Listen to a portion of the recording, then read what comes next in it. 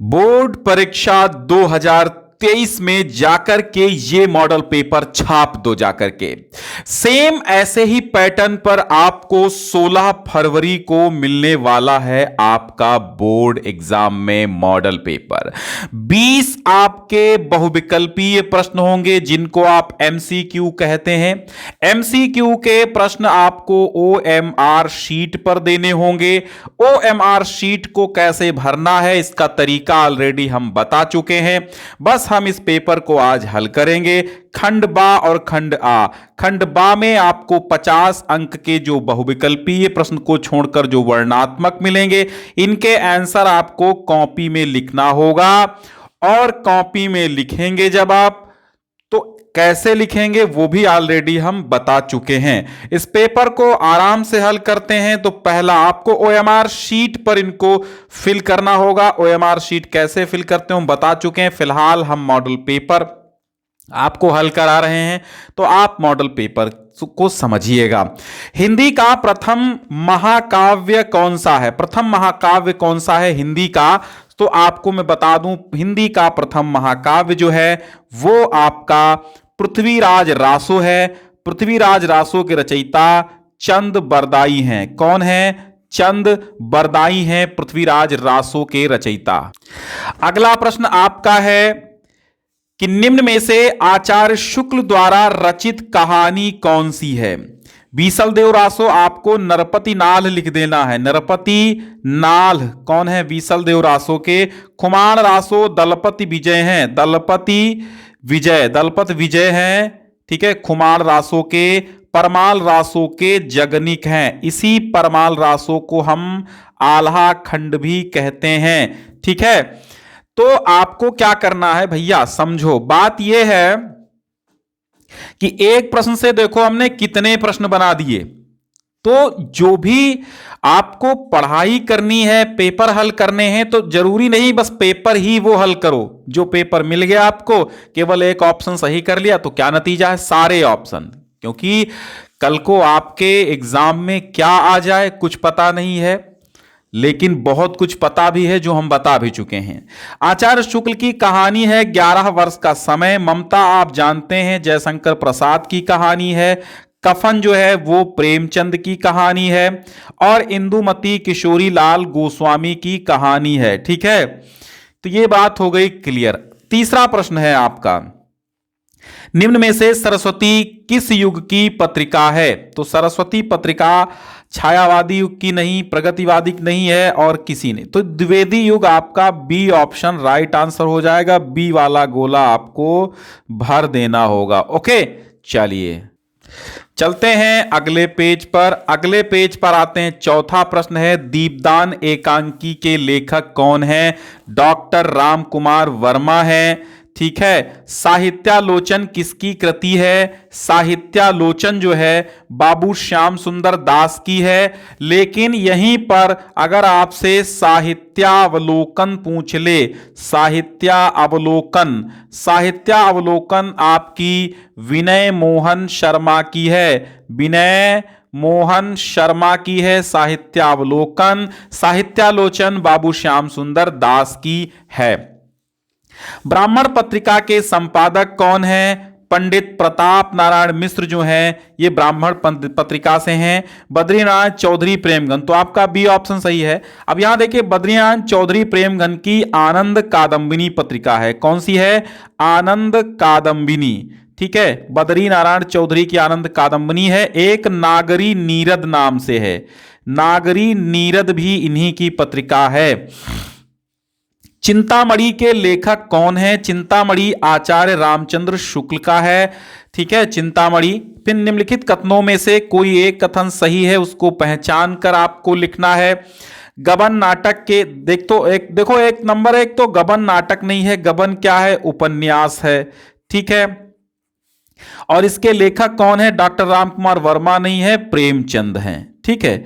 तो जो है आपका ये ऑप्शन गलत हो गया।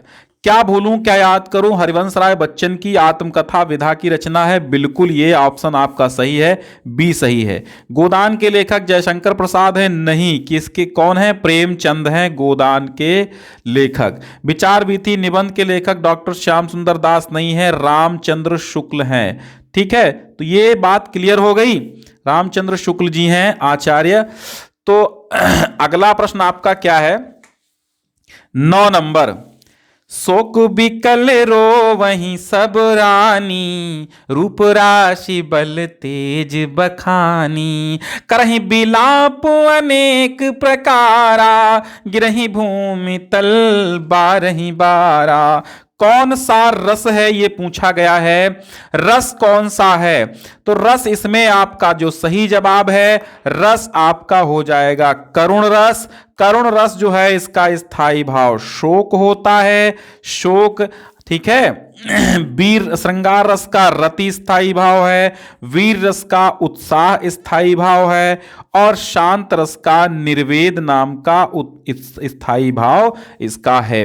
तो शोक, ये यहां पर ऑप्शन ए आपका सही हो जाता है। अब ये पेपर आपको डाउनलोड करना होगा डिस्क्रिप्शन में पहली लिंक से। जो सुमिरत सिद्धि होए, गणनायक करिवर बदन, करहु अनुग्रह सोए, रूप राशि शुभ गुण सदन। तो अब यहां पर कहा गया है कि दोनों चरणों में कितनी मात्राएं हैं। ये 2 चरण हैं, ठीक है, ये 2 चरण आपके हैं, और इसमें पूछता है कितनी मात्राएं हैं। तो जो में 2 मात्राएं, सुमिरत 4 मात्राएं, सीधी में 1 मात्रा है, हो में 2 मात्राएं, ई में 1। तो 2 3 4 5 6 7 8 3 11 मात्राएं हैं। यहां पर 11 मात्राएं हैं।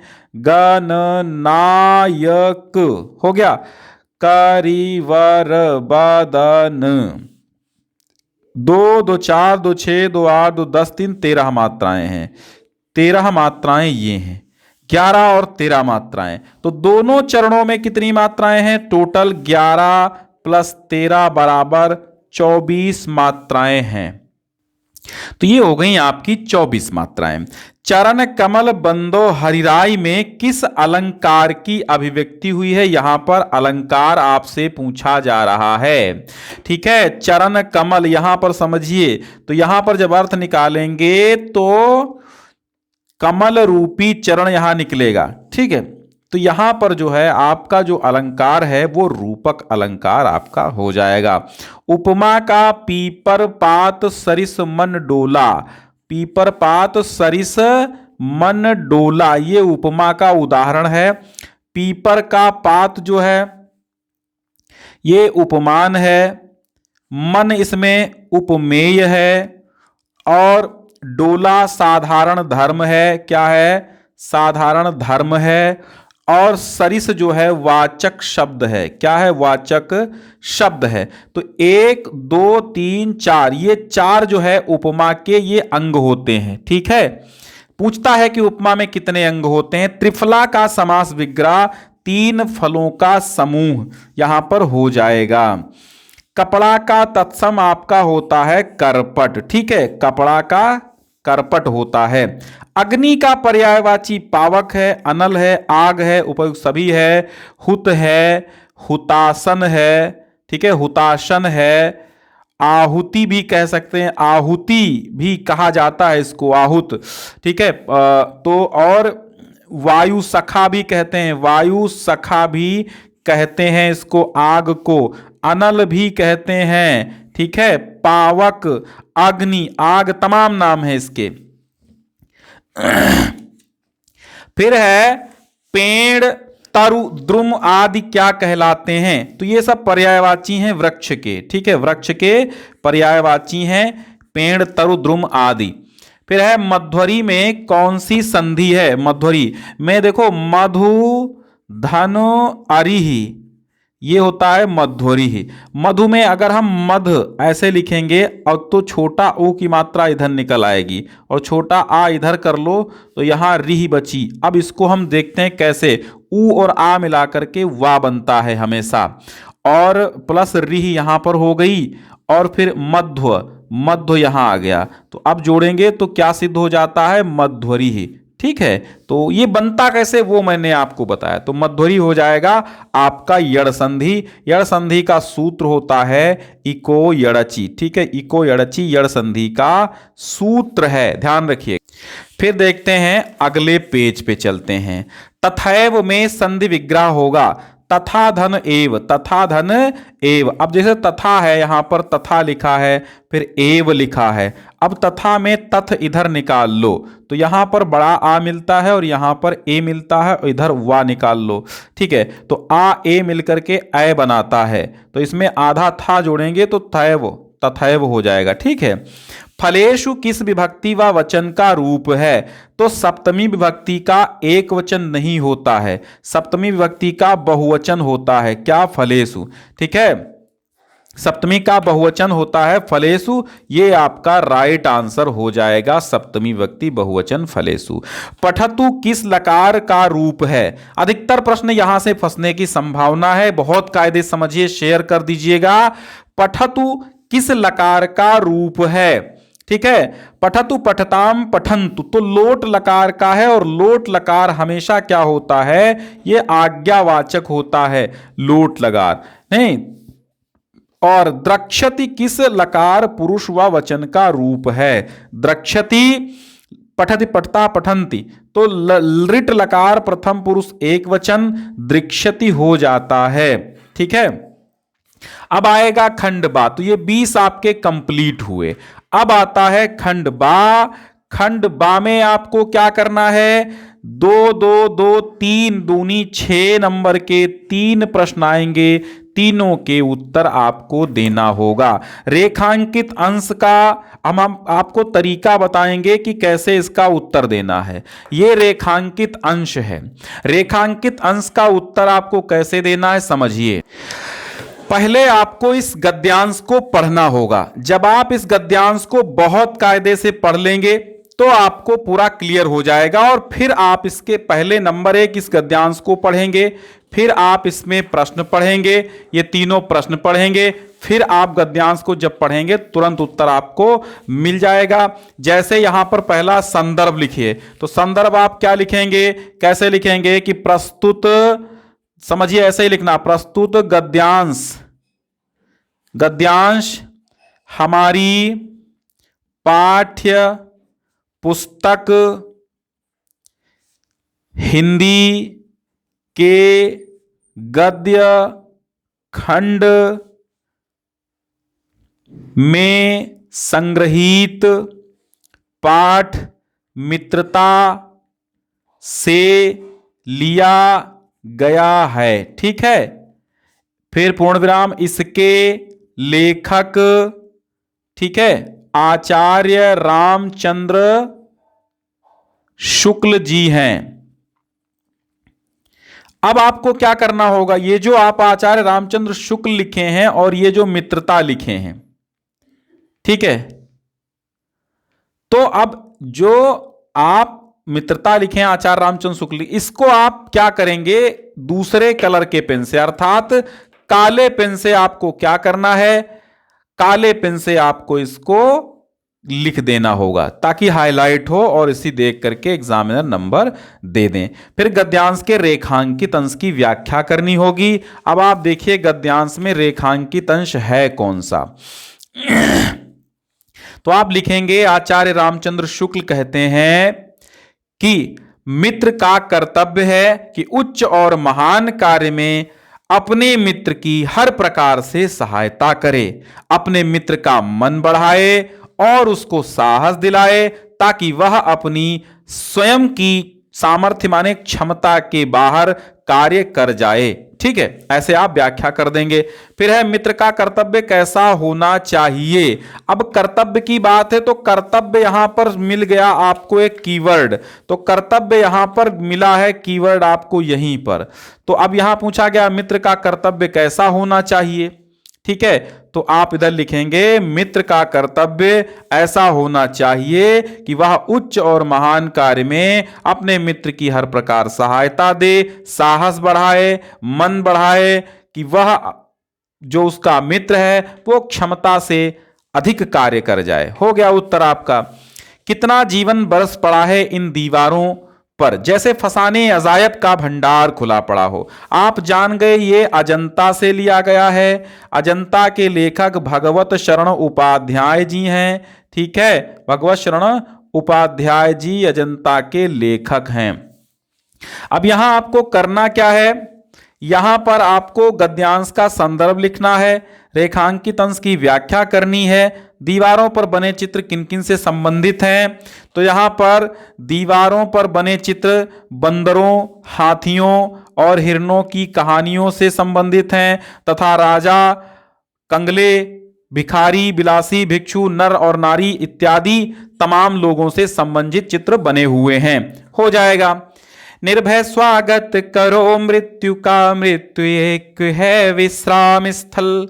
जीव जहां से फिर चलता है, धारण कर नव जीवन संबल। मृत्यु एक सरिता है जिसमें श्रम से कातर जीव नहा कर, फिर नूतन धारण करता है काया रूपी वस्त्र बहाकर।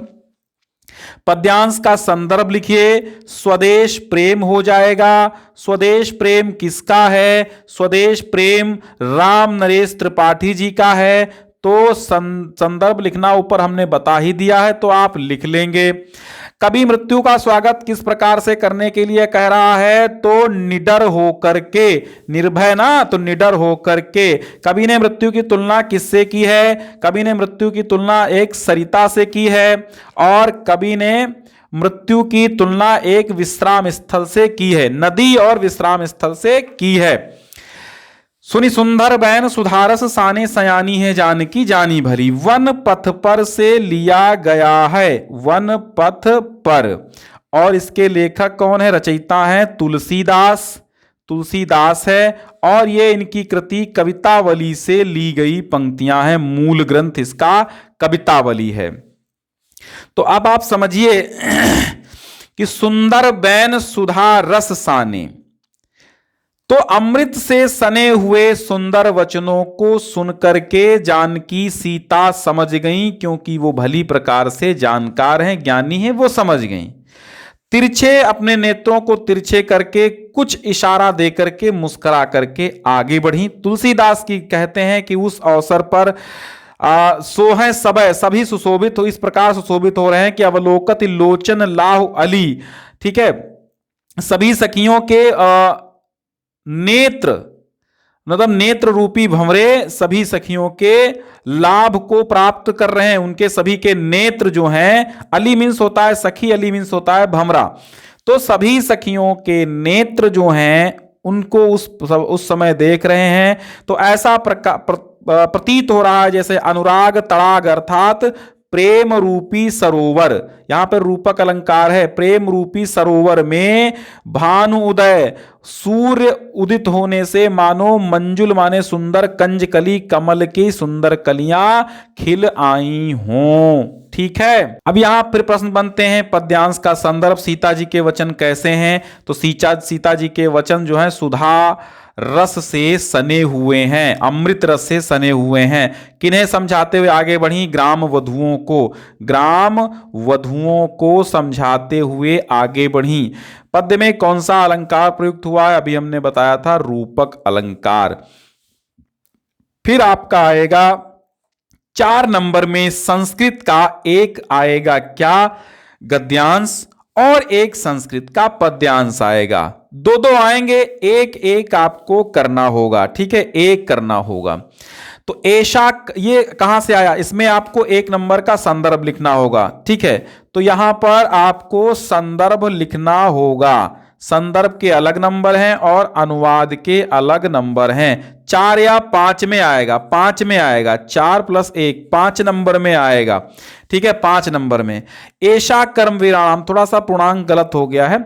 ऐशा माने यह, कर्म वीराणाम माने कर्मवीरों की, संस्कृति माने संस्कृति है। कुर्वन्ने वेह कर्माणि जिजीविषेच्छतम समाह, कर्मों को करते हुए, ए देखो कुर्वन एव ही, अब इसकी हम अगर विच्छेद करें तो कुर्वन धन एव धन इहि। ठीक है, कुर्वन एव इह, कुर्वन्नेवेह, कुर्वन्नेवेह, ऐसे इसकी व्याख्या होगी। कुर्वन माने करते हुए, एव माने ही, इह माने इस संसार में, कर्माणि माने कर्मों को, जिजीविषत माने जीने की इच्छा करनी चाहिए, समा माने 100 वर्षों तक, कर्मों को करते हुए इस संसार में 100 वर्षों तक जीवन की जीने की इच्छा करनी चाहिए। इति अस्या उद्घोषा, ऐसा इसका उद्घोष है। पूर्व कर्म, पहले कर्म, तदनंतरम फलम, इसके पश्चात फल। इति अस्माकं संस्कृते ही नियमा, ऐसा हमारी संस्कृति का नियम है। इदानीम, आज भी, यदा वयम राष्ट्रस्य नवनिर्माणे संलग्ना, यदा माने जब, वयम माने हम सब, राष्ट्रस्य माने राष्ट्र के, नवनिर्माणे नवनिर्माण में, संलग्ना इसमें संलग्न है। आज भी जब हम अपने राष्ट्र के नवनिर्माण में संलग्न थे, निरंतरम कर्म करणम अस्माकम मुख्य कर्तव्यम, तो हमारा निरंतर कर्म करना हमारा मुख्य कर्तव्य है। निजस्य श्रमस्य फलम भोग्यम, अपने श्रम का फल भोगना, अन्यस्य श्रमस्य शोषणम, और अन्य के श्रम का शोषण, सर्वथा वर्जनीय, सदैव वर्जनीय है। यदि वयम विपरीतम आचरामः, अगर हम विपरीत आचरण करते हैं, तदा न वयम सत्यम भारतीय संस्कृते उपासका, तो हम सच्चे भारतीय संस्कृति के उपासक नहीं है। वयम तदैव यथार्थम भारतीय, हम तभी यथार्थ रूप से सच्चे भारतीय हैं, यदा अस्माकम आचारे विचारे चा, जब हमारे आचार, चा माने और विचार, अस्माकम संस्कृति लक्षिता भवेत, हमारे आचार और विचार में हमारी संस्कृति परिलक्षित होनी चाहिए। ठीक है, हो, तभी हम लोग क्या हैं, सच्चे भारतीय हैं। फिर अगला है, वाराणसी सुविख्याता प्राचीना नगरी, इयम विमल सलिल तरंगाया गंगाया कूले स्थिता। वाराणसी सुविख्यात प्राचीन नगरी है। इयम माने यह, विमल माने निर्मल, सलिल माने जल, तरंगाया माने तरंगों वाली, गंगाया माने गंगा के, कूले माने किनारे, स्थिता माने स्थित है। यह नगरी निर्मल जल तरंगों वाली गंगा के किनारे स्थित है। अस्या घट्टा नाम, इसके घाटों की, वलयाकृति ही पंक्ति, वलयाकृति माने होता है घुमावदार पंक्ति, ऐसे घुमावदार। धवलायाम माने श्वेत, चंद्रिकायाम माने चांदनी में, बहुराजते माने बहुत सुशोभित होती है। अगणिता पर्यटका, अगणित पर्यटक, सुदूरेभ्यः नित्यमत्रायन्ति, दूर देश से नित्य प्रति यहाँ आते हैं। अस्या घट्टा नाम शोभाम विलोक्य, और इसके घाटों की शोभा को विलोक्य माने देखकर, इमाम बहु प्रशंसन्ति, इसकी बहुत प्रशंसा करते हैं। अब आपको 2 श्लोकों में से एक की क्या करना होगा, एक का जो है ये भी 5 नंबर में ही आएगा। ठीक है, एक की हिंदी अनुवाद करना होगा। सर्वे भवन्तु सुखिनः, सर्वे सन्तु निरामयः, सभी सुखी हों, सभी निरोगी हों, सभी कल्याण देखें, और कोई भी दुख का भागी ना बने। मानम हित्वा प्रियो भवति, ये कहाँ से लिया गया, ये भी भारतीय संस्कृति से है, भारतीय संस्कृति से है। ठीक है, और ये कहाँ से है, ये जीवन सूत्राणि से है, जीवन सूत्राणि से लिया गया है। तो मानम हित्वा प्रियो भवति, घमंड त्याग कर मनुष्य सभी को प्रिय हो जाता है। क्रोधम हित्वा, हित्वा माने त्याग कर, न सोचती, को क्रोध त्याग करके शोक नहीं करता है। कामम हित्वा, कामनाओं को त्याग करके अर्थवान भवति, धनवान हो जाता है। और मनुष्य लाभम हित्वा, हित्वा लाभ को त्याग कर सुखी भवे, सुखी हो जाता है। फिर आपको जीवन परिचय मैं कहता हूं, आचार्य शुक्ल और प्रसाद याद कर लीजिए, बहुत ज्यादा आते हैं।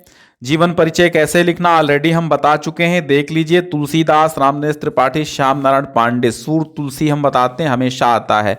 फिर आपको 2 नंबर में एक दिया गया श्लोक लिखना होगा जो आपका आपके पेपर में ना आया हो। ठीक है, वाराणसी किमर्थम प्रसिद्धा, अलक्षेन्द्रा का आसीत, नागरिका किमर्थम लज्जिता भवत्, चंद्रशेखरा का आसीत, चंद्रशेखरा एक भारत वीरः आसीत। ठीक है, भारत वीरः आसीत, या फिर एक देशभक्तः आसीत, देशभक्तः आसीत। ठीक है, अलक्षेन्द्रा का आसीत, अलक्षेन्द्रः एकः यवन सेनापति आसीत, यवन सेनापति आसीत। ठीक है, यवन सेनापति। तो ये हो गया। अब यहां पर आपको उपसर्ग से ऑब्जेक्टिव भी बन जाएंगे और ये भी बन सकते हैं। तो परा का पराभव हो जाएगा, पराभव। अनु से अनुसरण हो जाएगा, अभि से अभियोग हो जाएगा। ठीक है, ये बना देंगे। अनीय से कमनीय हो जाएगा, प्रत्यय उपसर्ग। ठीक है, प्रत्यय लगाइए। त्वा से महत्व हो जाएगा, ता से लघुता हो जाएगा। ऐसे आप यहां पर बना देंगे। फिर आगे बढ़ेंगे तो संस्कृत का अनुवाद आपका नहीं आना है इस बार, ये 4 नंबर इसमें जोड़ करके 9 नंबर का आपका निबंध आना है। कंप्यूटर शिक्षा, पर्यावरण, विज्ञान वरदान अभिशाप, परहेज सरस धर्म नहीं भाई। तो इस प्रकार आपका आना, और अंत में आपका खंड काव्य है। हमेशा आप खंड काव्य में चरिचित्रण याद कीजिए। देखिए ये ज्योति जवाहर से चरिचित्रण आया, मुक्ति दूत से भी चरिचित्रण पूछा जाता है, और अग्र पूजा से भी आपका देखो चरिचित्रण नहीं आया तो सारांश पूछते हैं। मेवाड़ मुकुट से चरिचित्रण आता है। नहीं, हमेशा चरिचित्रण जो है एक खंड काव्य में चरिचित्रण पूछा जाता है। ठीक है, ये हमेशा चरिचित्रण आप देखेंगे, यहां पर चरिचित्रण यहां पर भी पूछा गया है। ठीक है, यहां पर चरिचित्रण, तो अधिकतर चरिचित्रण पूछता है। चरित्र चित्रण जो है वो आप जरूर पढ़ें, और साथ ही साथ सारांश सर्गों का भी पढ़ लें। बेस्ट ऑफ लक, शुभकामनाएं हैं आपके एग्जाम के लिए। आप शेयर करते हैं तो हम समझेंगे कि आप बहुत अच्छे मार्क लाने वाले स्टूडेंट हैं। नहीं शेयर करते हैं फिर भी आप अच्छे मार्क लाएंगे, ऐसी हमारी शुभकामनाएं हैं। तो आपका मतलब मर्जी आपकी है, शेयर करें या ना करें। हम चाहते हैं कि आप शेयर कर देंगे तो ये जो पेपर हमने बनाया है, इतनी मेहनत की है, और ये पेपर बहुत इंपॉर्टेंट क्वेश्चन का संकलन है, तो तमाम बच्चों के साथ पहुंच जाएगा। आपका मार्का जो आपको OMR शीट में भरना है वो ये रहेगा। तो AB है, AC है, DC है, जो भी है वो आपका मार्का रहेगा। चलिए, बहुत बहुत धन्यवाद।